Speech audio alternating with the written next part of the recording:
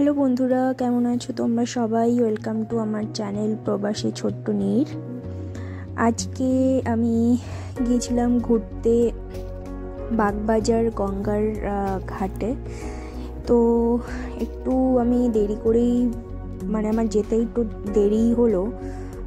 আগে থেকে প্ল্যান করেছিলাম কি হয়তো পৌঁছে একটু গঙ্গা আরতি দেখবো, বাট আমি আর যেতে যেতে লেটই হয়ে গেল। ততক্ষণে শেষ হয়ে গেছে গঙ্গা আরতি, তো আমি দেখার সুযোগটা আমি পাইনি। বাট যখন আমি পৌঁছে এলাম তখন প্রায় বাজে তোমার 6:30 মতো। তো পৌঁছে একটু গিয়ে দাঁড়িয়ে চারিদিকে দেখলাম যে লঞ্চটা ছেড়ে গেল ওর ভেতরে। আমি হঠাৎ করে যখন সামনে দাঁড়িয়ে যখন আমি ভিডিওটা করলাম, দেখলাম কি একটা জায়গায় ছোট্ট করে একটু বইয়ের অনেক কিছু বই রাখা আছে। তো এই কনসেপ্টটা আমার কাছে খুব ভালো লাগলো, কি ওখানে গিয়ে বই পড়া বা ওখানে লঞ্চের মধ্যে বসে গঙ্গার মাঝখানে, এই কনসেপ্টটা আমার কাছে খুবই একটা প্রিয় ব্যাপার। ভাবলে আমার খুব ভালো লাগে আর কি। যাই হোক, দেখে ভালো লাগলো। তো তারপরে আমি ওখানে গেছিলাম আমি আমার বন্ধুদের সাথে দেখা করতে। তো সবাই একসাথে মিলে ওরা ঠিক করলো কি আমরাও একটা লঞ্চে চড়ে বাগবাজারের এই ঘাট থেকে আমরা ওপারে যে দেখতে পাচ্ছ ঘাটগুলো, ওদিকে আমরা যাব। তো এই সাইডটা হচ্ছে বাগবাজার, আর পেরিয়ে ওই দিকে গেলে ওটা হবে তোমার শোভাবাজার। তো রীতিমতো আমরা লঞ্চের টিকিট কাটলাম। তো পার হেড তোমার টিকিটের দাম হচ্ছে 7 টাকা। টিকিট কেটে আমরা দেখো ওপারে যাচ্ছিলাম। যখন আমার একটু ভয়ই করছিল হালকা হালকা, কারণ আমার একটু জলে ভয় লাগে। তো বন্ধু বান্ধবীদের ইচ্ছে হচ্ছিল খুব যাওয়ার, তো ওরা একরকম আমাকে একটু জোর জবরদস্তি করেই নিয়ে গেল। তাও আমার ভয় করছিল, কিন্তু আমি না গেলেও খুব মিস করতাম এই ফিলিংসটা। কারণ লঞ্চে যখন যাচ্ছিলাম এত সুন্দর হাওয়া আর এত একটা সুন্দর ফিল হচ্ছিল আমার, তো এই ফিলিংসটা আমি খুব মিস করতাম। যাই হোক, একটা খুব ভালো সন্ধেবেলা আমি কাটিয়ে বাড়িতে ফিরেছিলাম। খুব একটা মনটা খুব হালকা, খুব ভালো লাগছিল। তো বাড়িতে এসে হঠাৎ করে কেন জানি না আমার খুব কড়া প্রসাদ খাওয়ার ইচ্ছে হচ্ছিল খুব। মাঝে মাঝে যখন সব সময় যাওয়া আমার হয় না, মাঝে মাঝে খুব ইচ্ছে হলে আমি গুরুদ্বারা যেতাম, বা এখনও যাই যখন ইচ্ছে হয় খুব। তো ওখানে যাওয়ার সাথে সাথে বাবাজিকে প্রণাম করার পর বা বাবাজিকে দেখার পর যখন বাইরে বেরিয়ে আসার সময় ওরা একটা প্রসাদ দেয়। ওখানে বসে থাকে, খুব বড় একটা জায়গার মধ্যে অনেকটা প্রসাদ নিয়ে ওখানে বসে থাকে। আর ওরা কিন্তু প্রসাদ সবসময় হাতে দেয়, ওরা নিজেরাও হাত দিয়েই প্রসাদ আপনাকে তোমাদেরকে দেবে।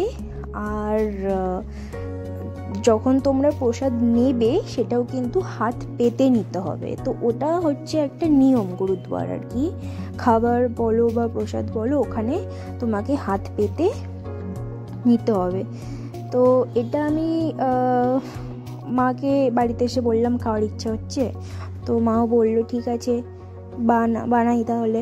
তো দুজনে মিলেই যা হোক বানাচ্ছিলাম। তো এখানে আমি প্রথমে একটু আটা নিয়েছিলাম।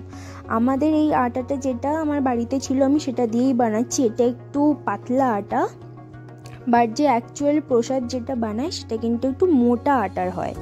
মোটা আটা দিয়ে হলে একটু টেস্টটা ভালো হয় পাতলা আটার থেকে। আর সাইডে দেখো এই কড়াইয়ের সাইডে আমি একটু বাটিতে জল নিয়ে পরিমাণ মতো আমি মিষ্টি চিনি দিয়ে, যেরকম তোমরা মিষ্টি খাবে তোমরা সেরকম দিতে পারো।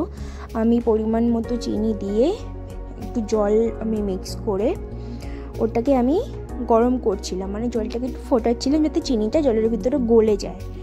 যদি তোমরা বাড়িতে বানাও, তোমরা এখানে আমি হোয়াইট সুগার নিয়েছি, তোমরা ব্রাউন সুগার, আর যদি ইচ্ছে হয় তোমরা কিন্তু গুড় দিয়েও বানাতে পারো। গুড় দিয়ে বানালে তার কালারটা খুব ভালো হয়, বা ব্রাউন সুগারেরও কালারটা খুব ভালো আসে। বাট আমার কাছে তখন মানে ছিল না বাড়িতে কিছু এই হোয়াইট সুগার ছাড়া, তো যা ছিল আমি সেটা দিয়েই বানাচ্ছিলাম। তো প্রথমে আমি পরিমাণ মতো একটু আটা নিয়েছি, অল্প করেই নিয়েছি। আটাটাকে আমি খালি কড়াইটাকে আমি প্রথমে গরম করে আটা দিয়ে আটাটাকে খুব ভালো করে আমি ভেজে নেব, যতক্ষণ না আটাটার কালার বাদামি রঙের হচ্ছে বা ব্রাউন কালার হচ্ছে, ততক্ষণ কিন্তু আমাকে এইভাবে পুরো আটাটাকে ভেজে নিতে হবে। আর ভাজতে হবে একদম কম আঁচে। বেশি আঁচে ভাজলে কিন্তু কড়াইয়ের নিচে আটাটা লেগে যাবে, আর ব্রাউন কালারের থেকে কালো হয়ে যাওয়ার সম্ভাবনাটা বেশি।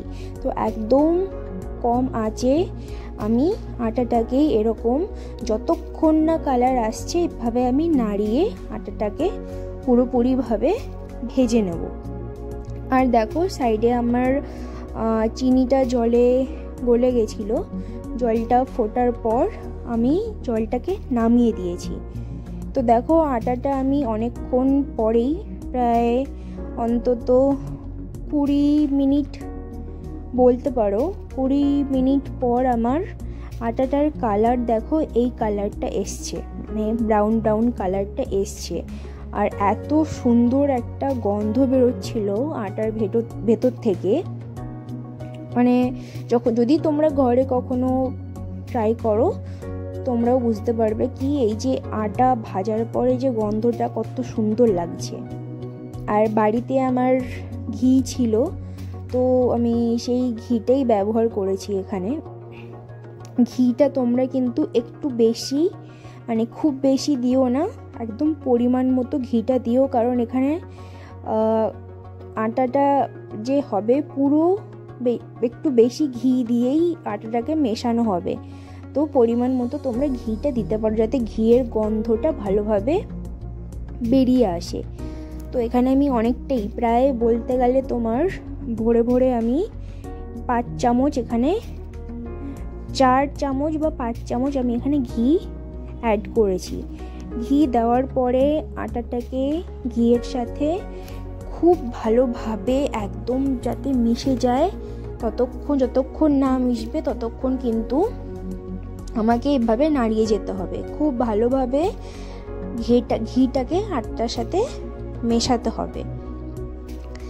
যখন খুব ভালোভাবে মিশে যাবে, তারপর যে আমি চিনি গরম করা জলটা আমি রেখেছিলাম সেটা আমি আস্তে আস্তে এর ভিতরে অ্যাড করতে থাকবো।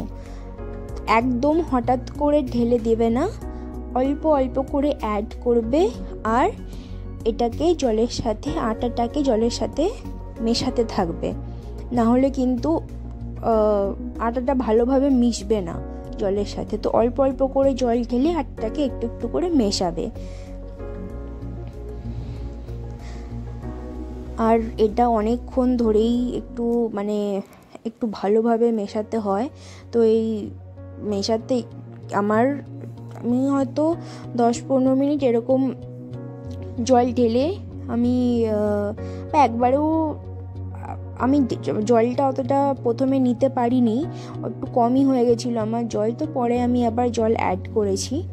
তো মেশাতে মেশাতে আমার হাতটা একটু ব্যথাই করছিল, তো তাও আমি ভালো করে আটাটা আর জলটা আমি ভালো করে মিশিয়ে নিয়েছি। মিশিয়ে একটু ওটাকে ঘাটবে যতক্ষণ না জলটা শুকিয়ে যাচ্ছে আর ঘিটা তোমার উপরে উঠে আসছে, ততক্ষণ কিন্তু তোমাকে নাড়াতে হবে। আর ওই একই কম আঁচেই কিন্তু এই পুরো পদ্ধতিটা হবে। আঁচ বাড়িয়ে দিলেই নিচে লেগে যাওয়ার ভয় থাকবে আর পুড়ে যাওয়ার ভয় থাকবে। দেখো ফাইনালি জল মেশানোর পরে আমার এই টেক্সচারটা এসেছে। ঘিটা ওপরে চলে এসছে। তো আমি আর বেশিক্ষণ এটাকে ভাজবো না, আমি এবার এটাকে নামিয়ে দেব। ফাইনালি আমার রেডি হয়ে গেছে কড়া প্রসাদ।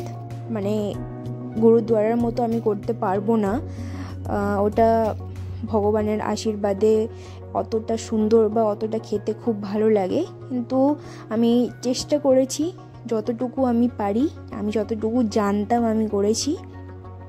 তো ফাইনালি এটা আমার হয়েছে।